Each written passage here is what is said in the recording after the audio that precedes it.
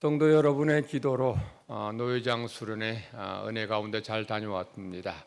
가는 곳마다 하나님의 은혜를, 하나님의 살아계심을 체험할 수 있었던 좋은 시간이었습니다. 기도해 주셔서 감사드립니다.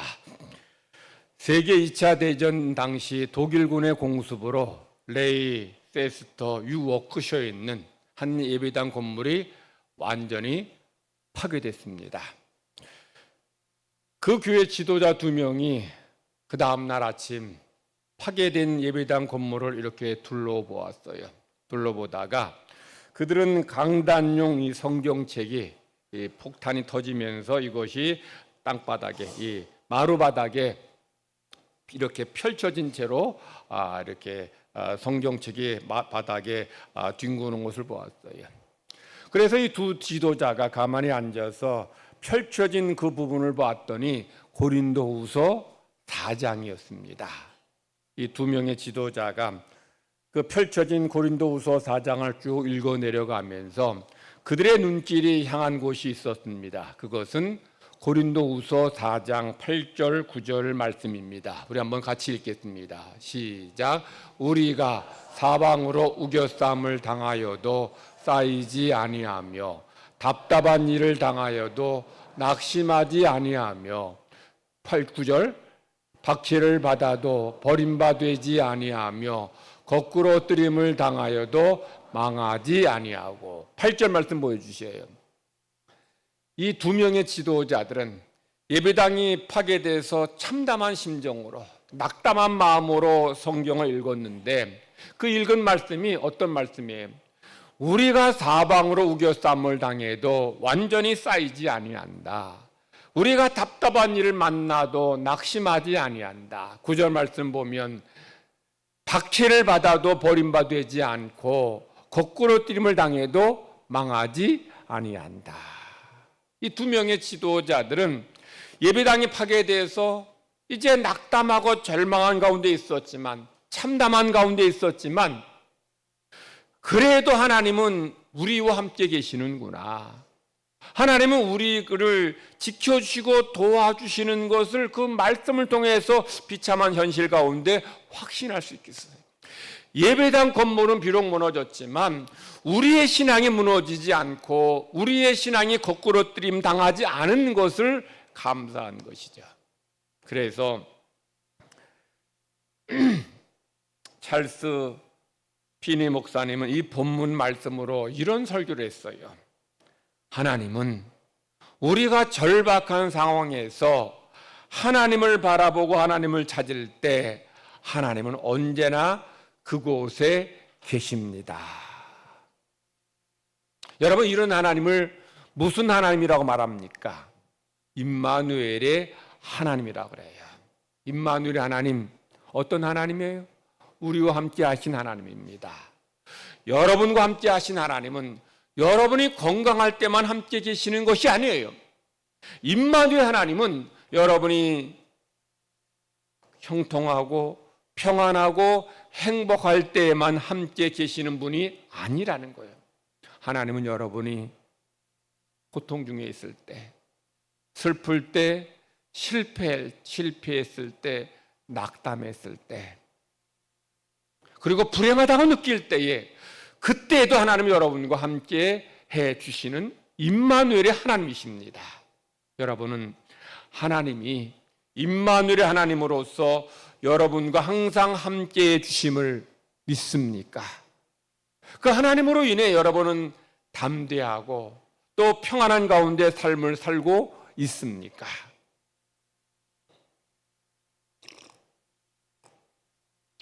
여러분과 함께 하신 하나님, 임마누엘 하나님을 우리의 느낌으로, 감정으로 확인해서는 안 돼요. 여러분과 함께 하신 하나님을 감정으로, 느낌으로 확인한다는 말이 무슨 뜻일까요? 어떤 때는 하나님이 나와 함께 하신다는 이 느낌이 막 감동이 들 때가 있어요. 근데 어떤 때는 하나님 나를 떠나셨다, 나를 버리셨다는 느낌이 들 때도 있습니다. 이렇게 느낌, 감정으로 하나님의 함께 하심을 확인하면은 우리 하루에도 여러 번 흔들리고 넘어질 수 있어요. 왜냐하면 우리 마음은 수시로 변하기 때문이죠. 여러분, 오죽하면 여인이 부엌에서 안방으로 상 들고 갈 때에 마음이 몇 번 바뀐다 그래요? 12번 넘게 바뀐다는 거죠. 이 마음은, 우리의 마음은 이렇게 상황에 따라서 수시로 바뀌고 변한다는 거예요. 그러므로 우리는, 성도들은 우리의 감정으로, 느낌으로 하나님의 함께 하심을 확인하는 것이 아니라 무엇으로 확인해야 돼요? 말씀이죠. 하나님의 약속입니다. 이 약속에는 어떤 약속이 있어요? 내가 너와 함께 할 것이다 라고 약속하셨어요. 내가 너를 사랑한다고 말씀하셨어요. 그러므로 성도들은 이 말씀을 가지고 임마누엘 하나님을 확신하고 고백해야지, 우리 감정 따라서 하나님의 함께 하심을 우리가 고백하면 우리는 얼마나 자주 넘어지고 쓰러질지 모릅니다. 그래서 항상 여러분에게 주시는 말씀으로 하나님의 사랑을 확신하고, 그래서 담대하게 살아가는 모든 성도가 되기를 하나님은 간절히 바라십니다. 하나님께서 아브라함을 시험하시려고 100세에 낳은 아들을 번제물로 바치라고 말씀하셔요. 하나님께서 아브라함을 시험하시는 이유는 아브라함이 자기 아들 이삭보다 하나님을 더 사랑하는지를 알기를 원하시는 거죠. 아브라함이 세상에서 가장 사랑했던 대상, 아마 말하지 않아도 아들 이삭이었을 것입니다. 여러분에게는 무엇이 가장 소중합니까? 어떤 분에게는 아브라함처럼 자녀가 가장 소중할 것입니다. 어떤 분은 부자 청년처럼 돈이 가장 소중할 것이에요. 어떤 분은 나 자신이 가장 소중하게 여기다가 생각할 것입니다. 그래서 하나님은 때때로 성도를 시험하셔요. 하나님의 성도를 시험하시는 이유는 우리가 하나님을 정말 사랑하시는지를 확인하고 싶어서요. 시험을 만날 때 우리는 우리 마음속에 중심에 무엇이 있는지를 알게 돼요. 시험이 없을 때, 평안할 때에는 하나님 가장 사랑하는 것 같아요. 그런데 시험을 당하면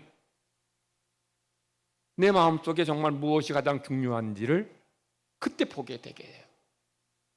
그래서 하나님께서 우리 사랑하는 물질 또 자녀를 달라 하실 때 시험에 드는 이들이 많이 있습니다. 그런데 하나님이 성도를 시험하시는 것은 여러분을 괴롭게 힘들게 하시는 것이 아니라 여러분에게 더 큰 복을 주시기 위함이에요. 여러분이 시험을 잘 통과하고 이김으로 인해서 하나님께 주시는 큰 복을 받고 이 풍성한 은혜를 누리기도록 하나님께서 때로 우리를 시험하시기도 하신다는 거예요.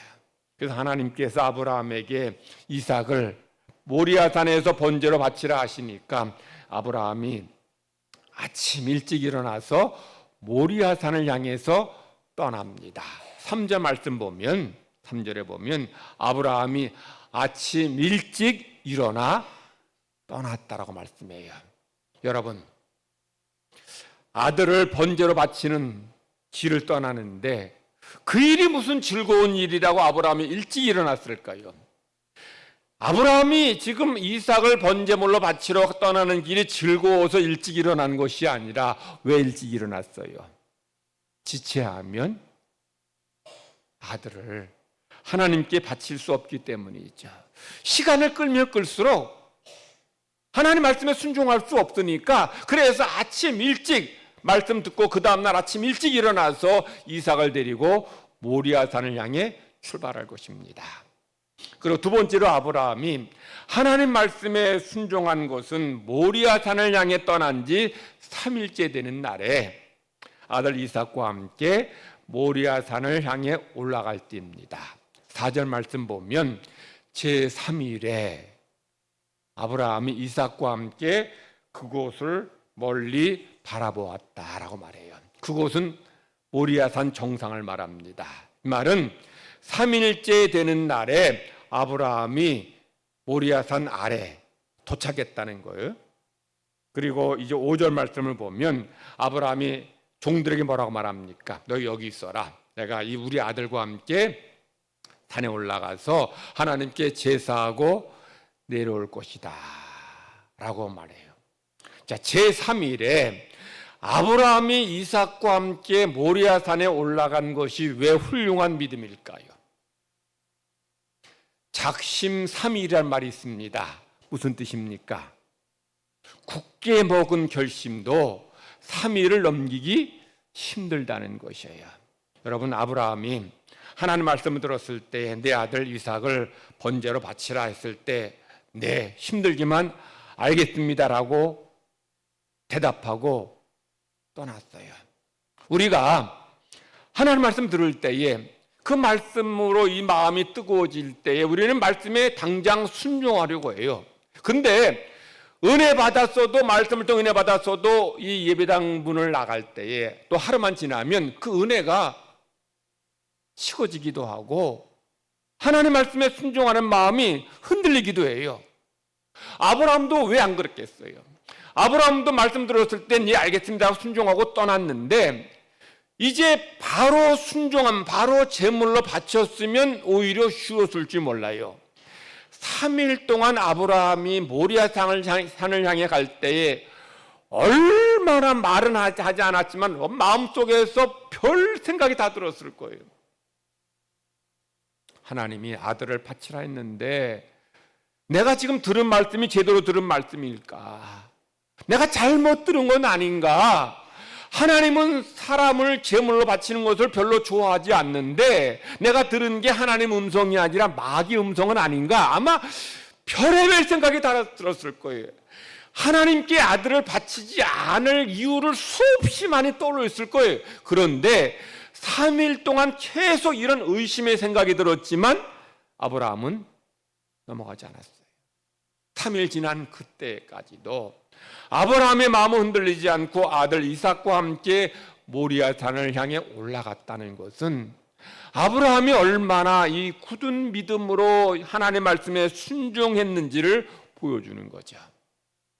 세 번째로 아브라함과 함께 이제 이삭과 함께 모리아산을 올라가는데 이삭이 아버지 마음을 찌르는 듯한 그런 질문을 해요. 뭐라고 질문합니까? 아버지, 제사 드릴 때 필요한 장작과 불은 있는데 재물 어디 있습니까? 저는 아버지 아브라함이 이 말에 좀 많이 마음이 굉장히 아팠을 것 같아요. 겉으로는 뭐라고 대답해요? 하나님이 어린 양 준비해 주셨다라고 대답했지만 마음속으로는 아브라함이 야 이 녀석아, 네가 바로 번제물이야. 이렇게 아브라함이 속으로 생각하면서 피눈물을 흘렸을 것 같아요. 그런데도 아브라함은 이 아들이 이런 질문한 질문에 내 하나님이 준비해 주신다고 고백하면서 모리아산을 향해 아들과 함께 올라가요. 마지막으로 이 아브라함이 모리아산의 정상에 올라갔을 때 가장 힘들고 위기를 만났을 것 같아요. 아브라함이 우리 9절 말씀 보면 모리아산 정상에 올라가서 제단을 이렇게 만들고 거기다가 장작을 이렇게 펼쳐 놓아요. 그리고 아들 이삭을 결박하여 제단 위에 올려 놓았어요. 자, 이때 이삭이 반항하고 아버지 뿌리치고 도망갔다면 오히려 아브라함 마음이 좀 나았을지 몰라요. 근데 아들 이삭은 어떻게 합니까? 아버지가 힘들까 봐 자기 발로 걸어서 제단 위에 올라가요. 거의 죽으러 올라갑니다. 이렇게 착하고 순종적인 아들을 보면서 저렇게 착한 녀석을 하나님 앞에 번제로 바쳐 죽여야 되다니 아브라함이 얼마나 마음이 찢어질 듯 아팠겠습니까? 아브라함은 이처럼 하나님 말씀에 순종하기 어려운 위기를 몇 번 겪었지만 그럼에도 불구하고 아브라함은 자기 아들을 하나님께 바치기까지 순종했습니다.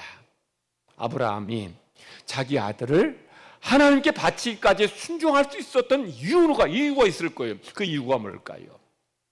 8절 말씀을 보면 거기에 답을 말씀하고 있습니다. 우리 한번 8절을 같이 큰 소리로 읽겠습니다. 8절 말씀 시작. 아니 저 창세기 22장 8절에 창세기 22장 8절 시작. 아브라함이 이르되 내 아들아 번제할 어린 양은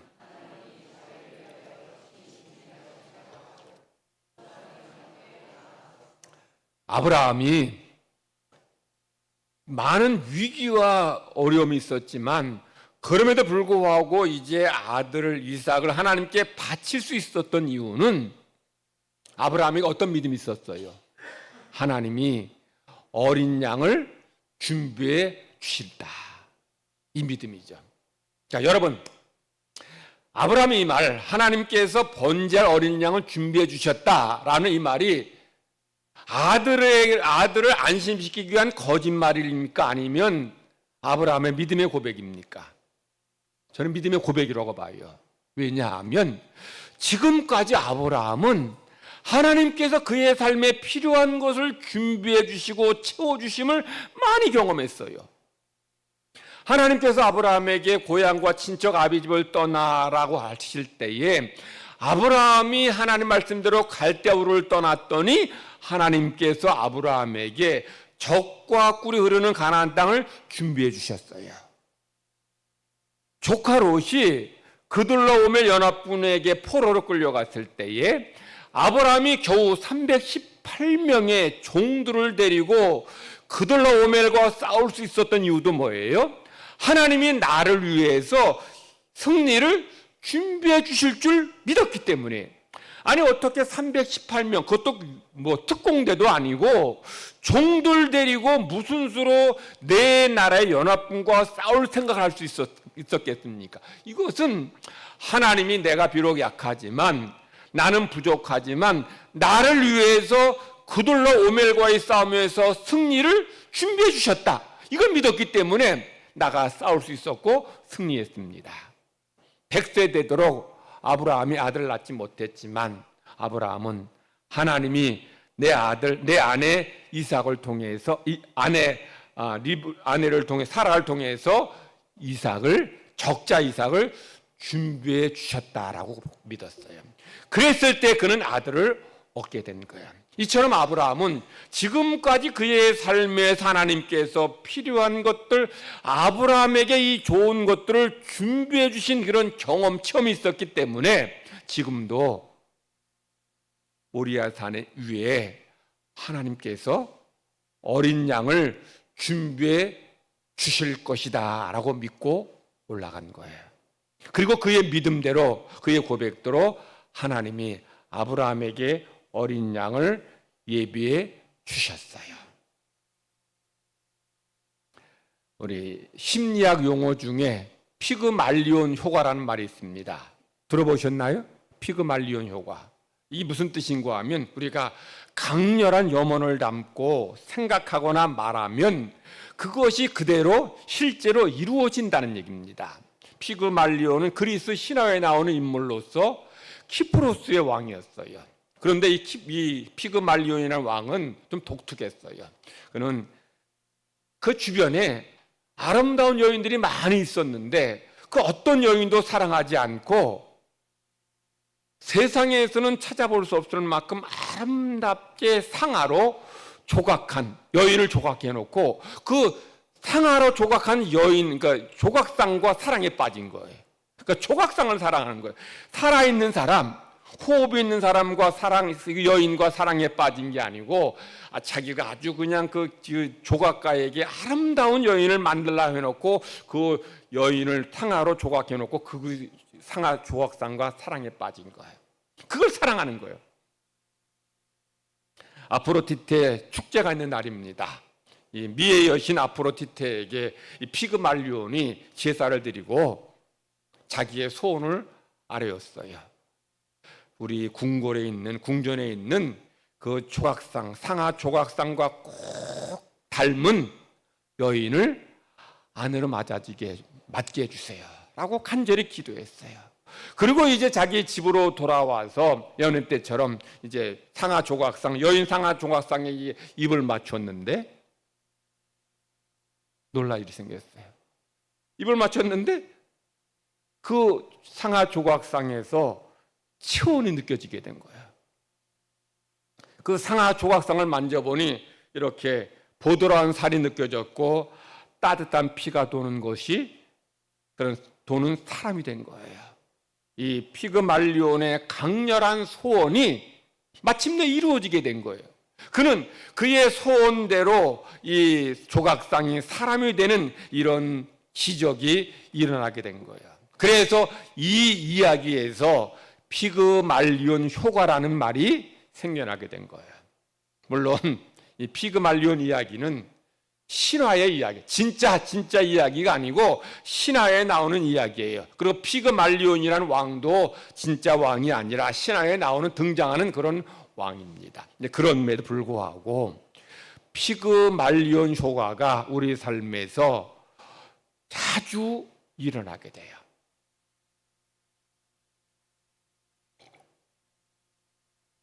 미국은 주마다 사용 제도가 있는 주도 있고 사용을 시키지 않는 주도 있는데 한 주에서 이제 이 피그말리온 효과를 사용수들을 대상으로 실험을 했어요. 이제 사용 집행을 이제 해야 될 때에 미리 사용수들에게 이렇게 말합니다. 이제 당신은 이제 사용 집행해야 되는데 고통스러운 교수형 대신에 이 목을 이제 졸라매서 이제 죽이면 얼마나 고통스럽습니까? 그러니까 고통스러운 교수형 대신에 피를 빼서 피를 방울방울 떨어뜨려서 고통 없이 죽게 하겠다 하니까 이제 사용수가 동의하고 이제 사용수를 이제 침대에 누웠습니다. 누이고 이제 여기 이제 혈관에서 이제 혈관을 바늘로 꼽았습니다. 그리고 이제 피가 똑똑똑 떨어지게 했어요. 근데 실상은 피가 똑똑똑 떨어지는 게 아니고 물방울이 떨어지는 소리를 듣게 한 거예요. 그러니까 실질적으로 피는 꼽긴 했는데 이 혈관에 피를 이제 주사바늘로 꼽긴 했는데 피는 떨어지지 않고 핏방울이 떨어지는 것처럼 물방울이 떨어지는 소리를 들리게 한 거예요. 그런데 이 사용수는 내 몸에서 지금 피가 빠져나가고 있구나 생각했어요. 결국 어떻게 되었을까요? 죽었습니다. 한 방울의 피도 그의 몸에서 빠져나가지 않았는데 이 사용수가 죽었어요. 그래서 이런 현상에서 피그말리온 효과라는 이런 말이 나온 거예요. 제가 전에 작동되지 않는 이 냉동고에 갇힌 선원이 얼어 죽은 이야기를 말씀드렸어요. 이거 실제 있었던 일입니다. 영국에서 포르투갈로 이제 포도주를 이제 실어 나르고 다 이제 돌아오는 배에는 빈 배니까 이제 냉동고를 작동하지 않았어요. 그런데 선원이 냉동고 검사한다고 들어갔다가 문이 닫히면서 그 안에 갇힌 거예요. 두드려도 누구도 열어주지 않았습니다. 못 들은 거죠. 그런데 그 냉동고 안의 온도가 몇 도였냐? 19도였습니다. 지금 20도 좀 넘어 지금보다 조금 낮아요. 일부 예배 때 한 19도 된 것 같아요. 그리고 그 냉동고에 산소가 공급됐어요.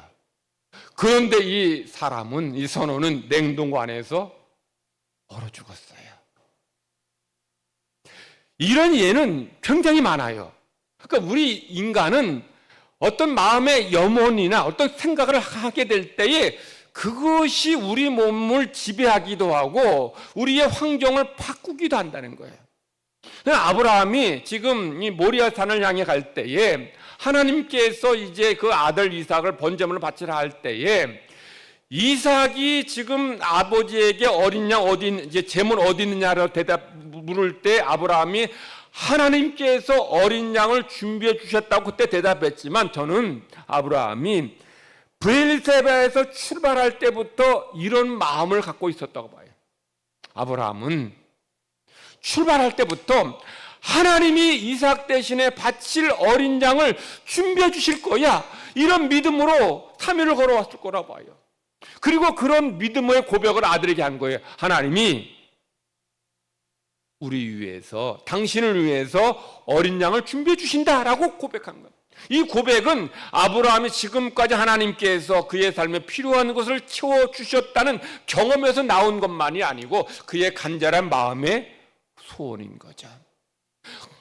그렇게 간절히 아들 대신에 바칠 제물을 하나님이 준비해 주실 것을 믿고 고백한 거예요. 그런 고백대로 모리아산에는 하나님께서 아들 이삭 대신에 바칠 어린 양을 준비해 주셨어요. 이게 믿음인 거죠. 근데 우리가 여기서 한 가지 더 기억해야 될 중요한 것이 있습니다. 그것이 뭘까요? 아브라함이 하나님께서 어린 양, 아들 대신에 바칠 어린 양을 준비해 주실 것이라고 믿고 올라갔는데 어린 양이 보였습니까? 보이지 않았습니까? 있었어요. 있긴 있었는데 숲풀에 가려져서 아브라함이 못 봤습니다. 보이지 않았어요. 이때 아브라함은 흔들리지 않았습니다. 믿었는데 믿음대로 아브라함의 믿음대로 고백대로 어린 양이 준비되지 않았을 때에 아브라함은 흔들리지 않았어요. 오히려 아브라함은 어린 양이 보이지 않을 때 아들을 결박하고 제단에 올려놓고 칼로 찔러 죽여서 번제로 바치려 했습니다. 여러분, 어떻게 아브라함은 이렇게 아들을 믿음으로 바칠 수 있었을까요? 자, 이 부분에 대해서 히브리서 기자는 아주 중요한 신앙의 해석을 말씀하고 있습니다. 우리 한번 우리에게 주신 신약의 말씀인데 히브리서 11장 19절 말씀을 함께 같이 읽겠습니다. 다 같이 크게 읽으십니다. 시작. 그가 하나님이 능히 이삭을 죽은 자 가운데서 다시 살리실 줄로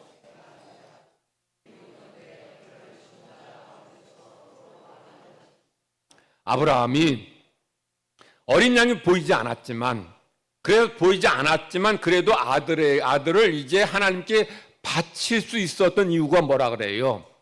하나님이 이삭을 죽은 자 가운데서 다시 살려주실 수 있다. 살려주실 것이다. 라고 믿은 거예요. 비록 아브라함의 바람대로 어린 양이 준비되지 않았지만 아브라함은 내가 이 이삭을 하나님께 죽여서 번제로 바칠지라도 하나님께서 이삭을 죽은 자 가운데서 다시 살려주실 것을 확신하고 믿었기 때문에 아들을 하나님께 바칠 수 있었던 거예요.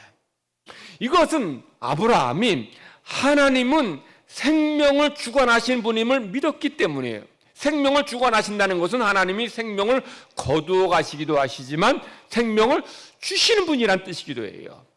아브라함 하나님께서 살아계신 전능하신 하나님을 믿었어요. 그랬으니 지금 내가 하나님 앞에 이 아들 이삭을 죽여서 번제물을 바쳐도 하나님이 이 아들을 다시 내게 돌려주실 것이고 살려주실 것을 확신한 거죠.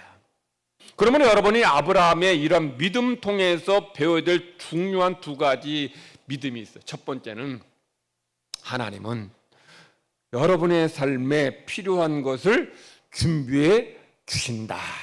이거 믿어야 돼요. 그러니까 우리가 기도하는 거예요. 왜 기도해요? 내가 기도한 것들 하나님 응답해 주실 것을 예비해 주실 것을 믿기 때문에 기도하는 거예요. 아브라함이 이렇게 믿음으로 기도한 거고 믿음으로 고백한 것처럼 여러분도 하나님께서 여러분의 삶에 필요한 것을 준비해 주실 줄 믿고 기도하시기 바랍니다. 피그말리온 효과처럼 강렬히 바라기만 해도 그 일이 실제로 이루어진다면 하물며 성도들이 믿음으로 기도할 때 왜 기도가 응답되지 않겠으며 여러분이 바라는 것이 왜 하나님께서 예배해 주시지 않겠습니까? 이 믿음으로 여러분들 기도하시고 응답받기 바랍니다. 두 번째, 믿음으로 기도했는데 응답되지 않을 때죠. 믿고 기도했어요. 믿고 기도했는데 응답되지 않을 때 많은 성도들이 흔들리기도 하고 의심하기도 하고 원망하기도 해요. 그런데 그때 여러분은 아브라함처럼 하나님의 또 다른 계획을 믿으시기 바랍니다. 아브라함의 첫 번째 믿음 뭐예요? 어린 양 준비해 주실 것이다. 믿었어요. 근데 이것이 응답되지 않았을 때에 아브라함은 두 번째, 비록 내가 내 바람대로 어린 양이 준비되지 않았지만 그래서 내가 하나님 앞에 이 아들을 하나님 앞에 번제로 바치지만 하나님은 이 아들을 죽은 자리에서 다시 살려주실 것이다. 하나님의 다른 계획, 하나님의 더 좋은 은혜를 이 아브라함은 믿고 순종한 거예요. 이것이 우리가 가져야 될 믿음인 거예요. 많은 사람들이 여기서 무너져요. 그러니까 아브라함은 내 원대로 내 생각대로 되지 않았을 때에 그때 흔들리거나 의심한 것이 아니라 하나님은 더 좋은 것을 나에게 주실 것이다, 더 좋은 계획을 갖고 계신다 라고 고백한 거예요. 오늘 우리에게 주신 구약의 말씀에서 지혜왕 솔로몬은 하나님의 풍성한 은혜와 사랑을 신뢰하라고 말씀합니다. 우리 전도서 11장 6절 말씀을 같이 한번 읽겠습니다. 시작. 너는 아침에 씨를 뿌리고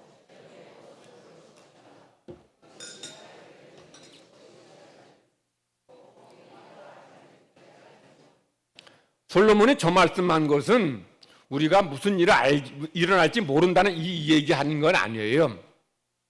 우리가 세상 살아갈 때 내가 바라는 것이 있어. 이것이 이 일을 바랬는데 이것이 내가 바란 대로 될지 아니면 이것 안 되더라도 이 일이 될지 우리는 모른다는 거예요.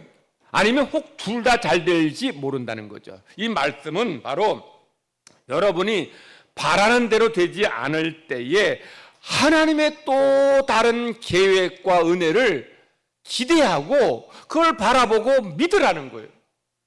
탈무드에 이런 격언이 있습니다. 이런 말씀이 있어요. 하나님은 한쪽 문이 막히면 다른 문을 열어주신다. 지금 아브라함은 이런 믿음인 거죠.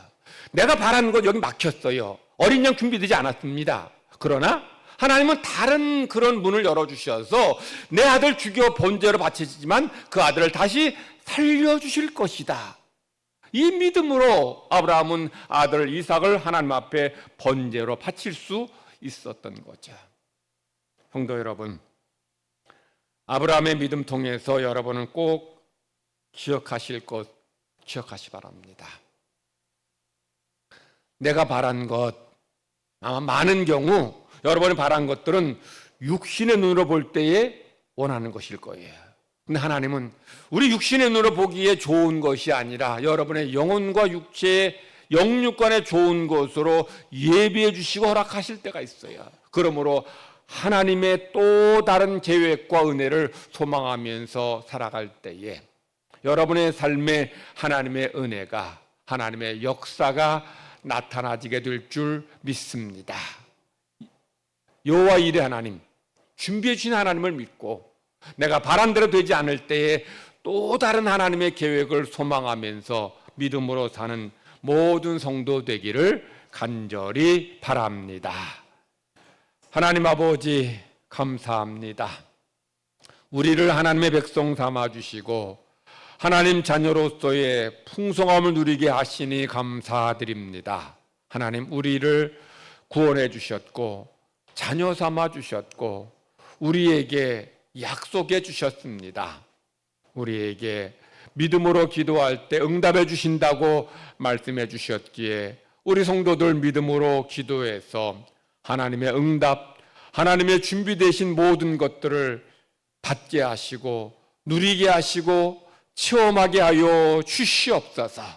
때로 우리가 기도하지만 우리가 바라고 소망하지만 우리 바란 대로 되지 않을 때가 있습니다. 그럴 때 우리가 흔들리거나 의심하거나 원망하고 불평할 것이 아니라 하나님의 또 다른 계획을 소망하며 믿음으로 인내하고 승리하는 모든 성도 되게 하여 주시옵소서.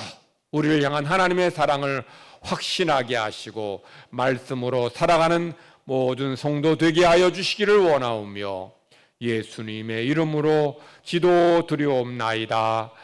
아멘.